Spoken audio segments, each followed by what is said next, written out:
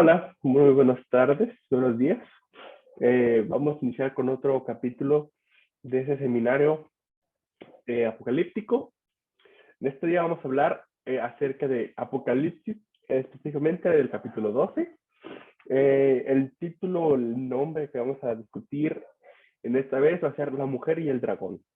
Pero antes que nada vamos a iniciar con una oración antes de iniciar a estudiar este tema. Querido Padre que estás en los cielos, santificado sea tu nombre. Padre, te damos muchas gracias por este día, por los cuidados que nos has dado, por nos das salud, bendiciones. Ahora que vamos a iniciar a estudiar ese nuevo tema de Apocalipsis, el capítulo 2, espero que nos ayudes a abrir nuestra mente para poder comprender todo lo que vamos a estudiar. En tu nombre, Jesús. Amén. Bueno, si gustan pueden buscar en sus Biblias Apocalipsis capítulo 12.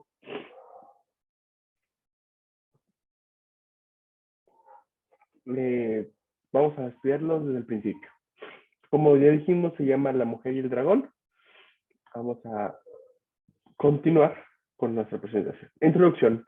La introducción del capítulo 12.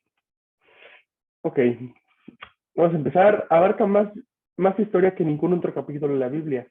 Un dato curioso o importante que recalcar es que es el capítulo con más historia en la Biblia. Es el capítulo bíblico del conflicto, de la gran controversia. Un tópico importante y que hay que recalcar. Y por último, detalla la salida de Satanás del cielo, pasa a la tierra y el ministerio de Jesús en la tierra y termina con la iglesia triunfante de Cristo en su segunda venida. O sea, como podemos ver, abarca desde los inicios de la creación, desde Satanás, cuando se comete el pecado, hasta la segunda venida de Cristo, abarca toda la historia de la humanidad. Por eso es que dice que se habla mucho. ¿Ok? Introducción. Um, en el típico estilo del Apocalipsis, Juan menciona el relato, no menciona el relato cronológicamente. Entonces, los versículos van a traer diferentes historias en diferentes eras de tiempo. Deja que nosotros, basados en toda la Biblia, pongamos cada parte en su debido orden. Y por último, los versículos 7, 9 van primero. Y luego los versículos 1 al 5 es la segunda parte de historias, de la historia de la Tierra. Y por último, los versículos 10 al 17. Bosquejo del capítulo 12. ¿Qué vamos a leer el bosquejo del capítulo 12? El nacimiento de un niño. Nos habla del versículo 1 al 6. Dice, y apareció en el cielo una gran señal, versículo 1. Una mujer vestida del sol, con una luna debajo de sus pies, y sobre su cabeza una corona de 2 estrellas. La salida de Satanás del cielo, versículos 7 al 9. ¿Qué dice el versículo 7? Después hubo una gran batalla en el cielo. Miguel y sus ángeles luchaban contra el dragón y luchaban el dragón y sus ángeles. La gloria de la cruz, la crucifixión de Jesús, en el versículo 10.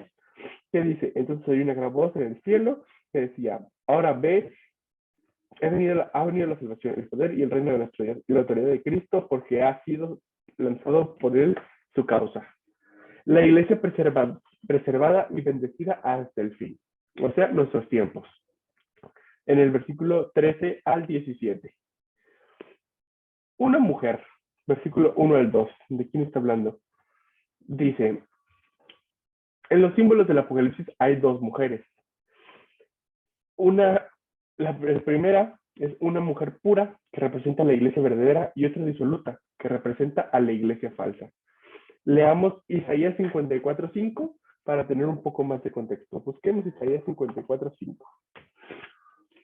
Isaías 54 dice así: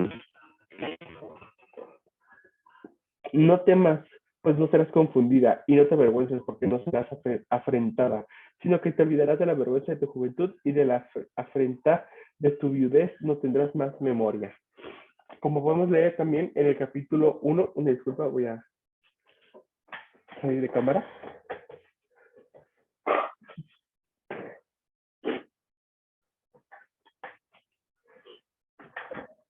En el versículo 1 dice lo siguiente: como ya hemos dicho, apareció en el cielo una gran señal, una mujer vestida de sol. El versículo 2, y estando encinta, clamaba con dolores de parto en la angustia del alumbramiento. ¿De quién está hablando? ¿Quién es esta mujer? Esta mujer no es María. Ella no huyó al desierto, como aquí lo estamos viendo en el versículo 6, que dice, y la mujer huyó al desierto, donde tiene lugar preparado para Dios, para que allí la sustenten por 1270 días. Esta mujer es un símbolo del pueblo de Dios, de la iglesia, como lo revela el contexto. Representa al pueblo de Dios antes y después de Cristo. Esa es la mujer. El momento que se la enfoca sirve de puente entre las dos dispensaciones, la judía y la cristiana. El resplandor del sol, que se menciona en el versículo 1, es un símbolo de la gloria de Dios reflejada en el Evangelio. La luna es el reflejo, que se menciona en el versículo 1, del Evangelio en la ley ceremonial. Y las 12 estrellas, que también se encuentran en el versículo 1, son la continuidad del pueblo, las 12 tribus y los 12 apóstoles en el Antiguo Testamento, los 12 tribus y los 12 apóstoles en el Nuevo Testamento. Versículo 3 nos está hablando de un dragón escarlata. Vamos a leer el versículo 3. También apareció otra señal en el cielo. Era aquí un gran dragón escarlata que tenía 7 cabezas y 10 cuernos, y en sus cabezas 7 diademas. ¿A quién representa este dragón escarlata? El versículo 9 responde, es Satanás, y por extensión, el imperio romano. Se la describe con 7 cabezas, las naciones o poderes que a través de la historia Satanás ha usado, y 10 cuernos, referenciando a las 10 divisiones del imperio romano, como se convirtió en Europa. ¿Qué nos dice el versículo 4? Y su cola arrastraba. Veamos el versículo 4. Y su cola arrastraba la tercera parte de las estrellas del cielo y las arrojó sobre la tierra. Y el dragón se paró frente a la mujer que estaba parada estaba para dar a luz a fin de devorar a su hijo tan pronto como naciese. Las estrellas, ¿cuáles son las estrellas? Las estrellas son los ángeles.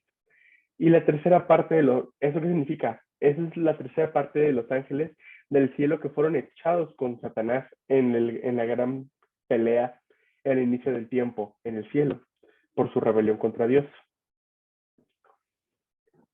Recordemos que Satanás quiso ocupar el lugar de Dios. Incluso lo acusó de ser un Dios injusto, de ser un cruel y tirano, de poner leyes imposibles de guardar, y convenció a toda una tercera parte de los ángeles del cielo con sus engaños. Esto lo expuso en el cielo contra Dios antes de ser expulsado. Luego pasamos al versículo 4 y 5 que nos habla el hijo Aarón. ¿Quién es este? Vamos a leerlo. Dice, y ella dio luz a un hijo varón, que regirá con vara de hierro todas las naciones, y su hijo fue arrebatado para Dios y para su trono. Este señor o esta persona que nació es hijo, es Cristo Jesús. Satanás trató siempre de destruirlo, de matarlo, eliminarlo y de tentarlo desde su nacimiento.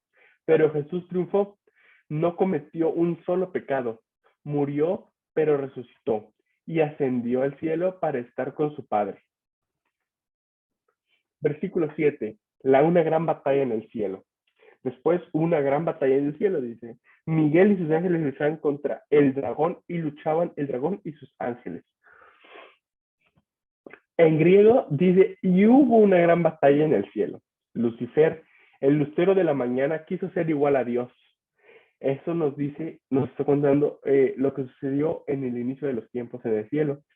La envidia nació en su corazón, no hay explicación, pero así sucedió. Tuvo celos, y eso podemos también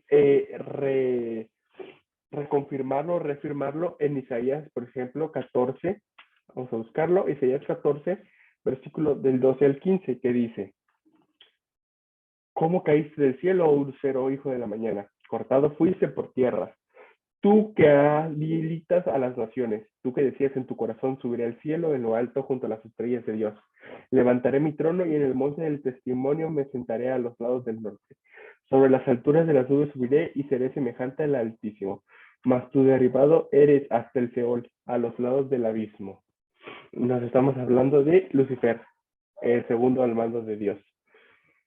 La gran batalla en el cielo, también se nos habla de una gran batalla en el cielo. ¿Cuándo ocurrió esta batalla? Evidentemente, esto ocurrió antes de la caída del hombre en el pecado. El hombre todavía no existía. Además, los versículos 9 y 10 implican por lo menos dos expulsiones de Satanás desde el cielo. Leamos el versículo 9. Y fue lanzado el gran dragón, la serpiente antigua que se llamaba Diablo y Satanás, el cual engaña al mundo entero. Fue arrojado a la tierra y sus ángeles fueron arrojados con ella. Versículo 10. Y entonces oí una gran voz en el cielo que decía, ahora ha venido la salvación, el poder y el reino de nuestro Dios y la autoridad de su Cristo, porque ha sido lanzado fuera el acusador de nuestros hermanos, el que los acusaba delante de nuestro Dios día y noche. El versículo 7. ¿Cuál es la primera expulsión del cielo? Leamos el versículo 7 y el versículo 8. Dice, después hubo una gran batalla en el cielo de Miguel y sus ángeles lucharon contra el dragón y luchaban el dragón y sus ángeles, pero no prevalecieron ni se dio ya lugar para ellos en el cielo. Antes de la entrada del pecado en este mundo, ángeles fueron los que se empeñaron en la batalla de Satanás contra Jesús. Los líderes Jesús o Miguel y Lucifer Satanás, quien había tenido un alto puesto en el cielo. Satanás y sus ángeles fueron echados del cielo, pero según Job 1 y 2, Satanás todavía tenía acceso al cielo. Leamos Job para corroborar. Job, versículo 1 y 2. Dice,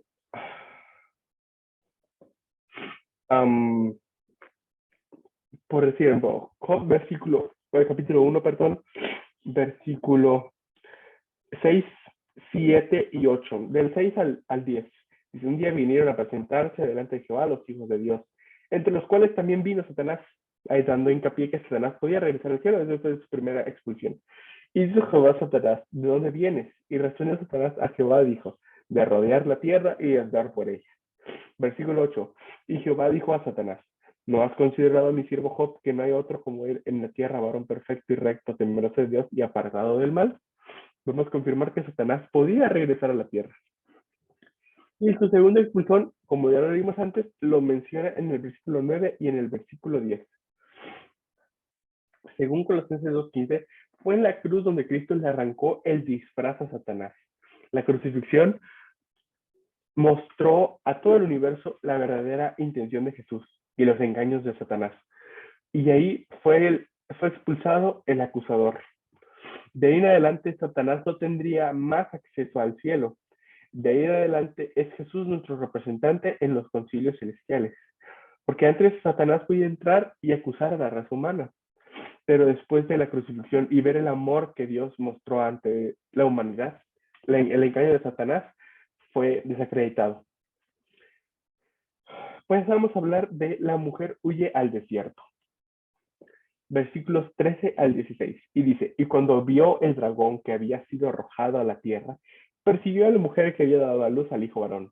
Y se le dieron a la mujer las dos alas de la gran águila, para que volase de delante de la serpiente al desierto, a su lugar, donde sustentada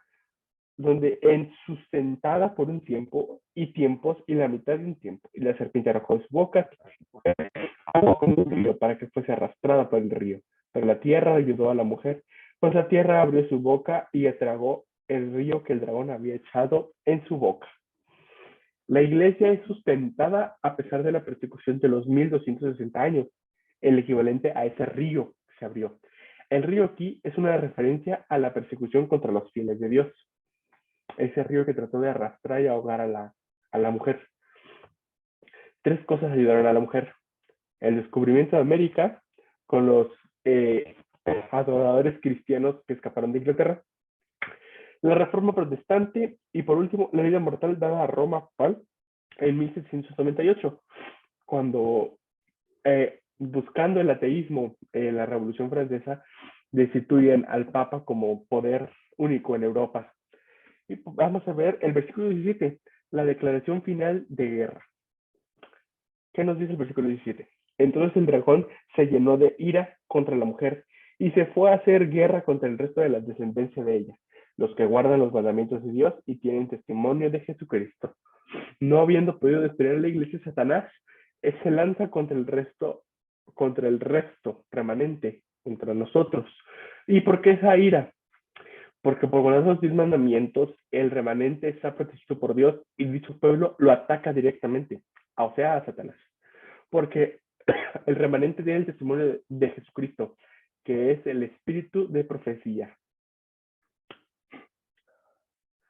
¿Cuál es la iglesia remanente? Se preguntarán. Bueno, la iglesia solo hay una iglesia que cumple con todas las características que se dan en la Biblia. Nace en el momento indicado, guarda los mandamientos de Dios, tiene el testimonio de Jesús, que es el espíritu de la profecía. Solo una iglesia, recordemos, cumple con todas esas características. Jesús te invita hoy. ¿Y qué iglesia es esa? Pues es la iglesia del séptimo día. Nosotros, los adventistas del séptimo día. Muchas iglesias pueden cumplir ciertas características, pero no cumplen todas las características.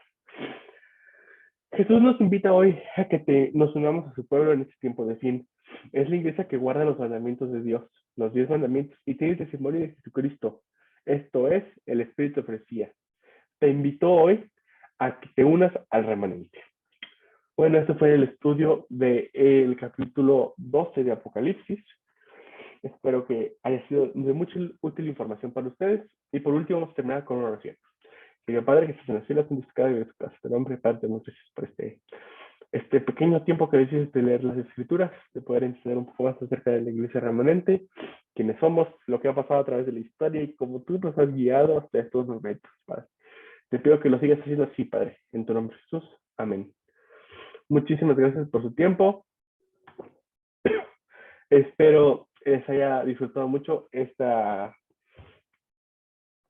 tema de hoy. Hasta luego.